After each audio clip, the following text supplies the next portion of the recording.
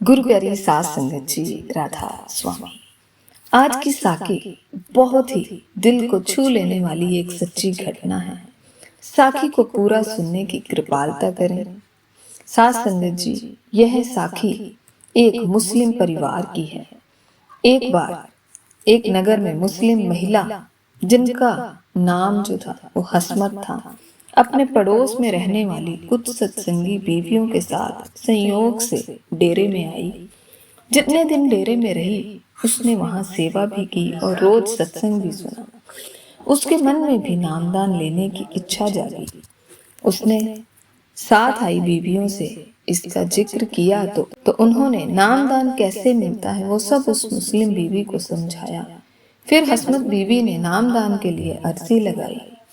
नाम लेते समय जब उस बीवी ने बाबा जी को बताया कि वह मुसलमान है, तो हजूर ने पूछा, बेटी, तेरे घर वाले तुझे परेशान तो नहीं करेंगे? उसने बड़ी दलेरी से जवाब दिया, मैं तो रब का नाम ले रही हूँ। रब का नाम लेना कोई गुनाह तो नहीं कि लोग मुझे परेशान करें। हजूर उसके जवाब से बड़े खुश हुए और नामदान की बख्शिश कर दी। वह बीबी हिम्मत वाली और मेहनती थी। वापस घर जाकर बड़ी लगन के साथ नियम पूर्वक भजन सिमरन करने लगी। बीबी हसमत ने खूब मेहनत की। उसने अपने घर में मांस मछली बनाने से इनकार कर दिया। सतगुरु की ऐसी कृपा हुई कि उसके पति ने भी कोई खास एतराज न किया और घर में शांति बनी रही। हसमत बीबी का पति जहाँ काम करता था, वहाँ एक मौलवी साहब रहा करते थे। एक दिन मौलवी साहब पूछने लगे कि बहुत दिन से हसमत बीबी को नहीं देखा, वह राजी खुशी तो है? पति ने जवाब दिया कि वह राजी है और अब दिन रात अल्लाह की इबादत में लगी रहती है। बातचीत में मौलवी साहब को पता चला कि वह मांस और अंडा ना घर में पकाती है और ना खाती है, और उसने किसी सिख महात्मा को अपना गुरु बना लिया है। मौलवी और पंडित तो शरण और कर्म कांड के कैदी होते हैं, वे भला इस बात को कैसे बर्दाश्त करते? तो मौलवी साहब ने उसके पति के कान भरने शुरू कर दिए। धीरे धीरे उसके दिल पर मौलवी साहब की बातों का असर होने लगा। घर में अशांति पैदा हो गई और हसमत बीवी को उसका पति और बाकी घर वाले परेशान करने लगे। कुछ दिन बाद बात यहाँ तक बिगड़ गई कि मौलवी साहब ने कह दिया कि इन दोनों का निकाह ही कायम नहीं रह सकता और हसमत बीबी के शौहर को चाहिए कि उसे तलाक देकर घर से निकाल दे। हसमत बीबी बाल बच्चों वाली औरत थी। अब वो करे तो क्या करे और जाए तो कहाँ जाए? बहुत दुखी और परेशान होकर वो सीधे डेरे पहुंच गई। वहां बाबा जी के पास आई और आंसुओं से भरी आंखों के साथ हजूर को सारा हाल सुना दिया। हजूर ने उसे दिलासा दिया और फरमाया, कोई बात नहीं, भजन सिमरन करती रहो, पति को प्यार से समझाने की कोशिश करो और उसके कहने के अनुसार काम करती रहो।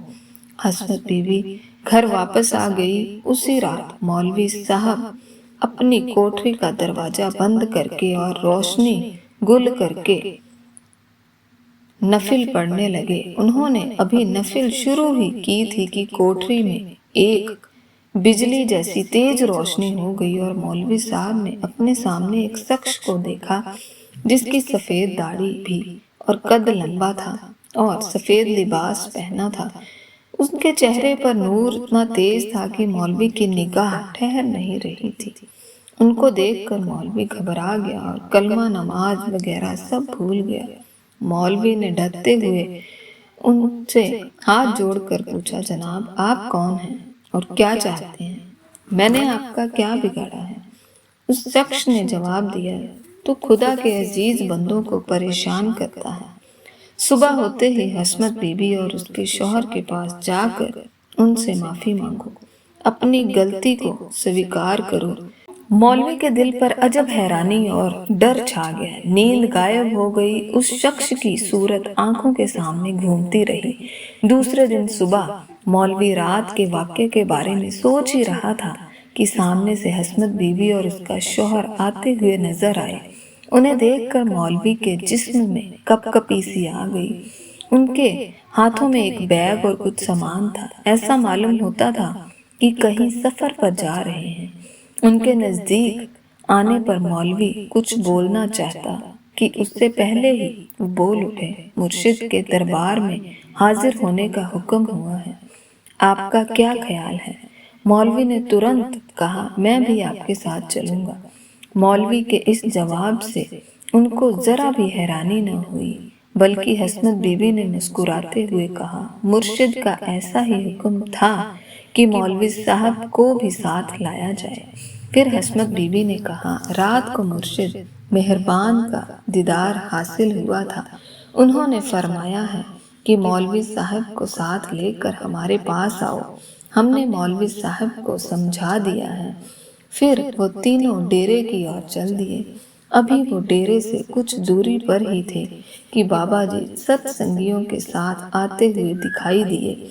मौलवी ने जैसे ही उनकी ओर देखा तो देखता ही रह गया। वही सफेद दाढ़ी, लंबा कद और सफेद लिबास था। पास आने पर बाबा जी मौलवी साहब को देखकर जरा सा मुस्कुराए और फरमाया, मौलवी साहब आप आ गए, बहुत अच्छा किया। हसमत बीबी और उसके शौहर ने महाराज जी के सामने सिर झुकाया, लेकिन मौलवी किसी इंसान का सजदा करना या सिर झुकाना अपने धर्म के खिलाफ मानता था। लेकिन बाबा जी का नूर और रोब ही ऐसा था कि मौलवी का सर खुद ब खुद झुक गया। बाबा जी ने अपने हाथों से मौलवी का सर ऊपर किया और बड़े प्यार से उसकी ओर देखा। फिर बाबा जी ने मौलवी को एक मुसलमान सत्संगी मियाँ चिराग दीन के हवाले कर दिया और चिराग दीन से कहा, यह हमारे पुराने वाकिफ हैं, इनका अच्छी तरह ख्याल रखना। बाबा जी की चमक और नूर देखकर मौलवी दीवाना हुआ जा रहा था। वो बाबा जी के चरणों से लिपट गया। कुछ दिन बाद बाबा जी ने मौलवी को नामदान दिया। उसके साथ ही 14 लोगों को हाल प्रकट किया और मौलवी को हकीकत के रास्ते पे लगा दिया। साथ संगत जी, इसके साथ ही हम आपसे विदा लेते हैं। और अगर आपको ये सच्ची घटना, इस साखी से अगर आपको कोई सीख मिली हो, अच्छी लगी हो, तो वीडियो को लाइक और शेयर अवश्य करिएगा। राधा स्वामी।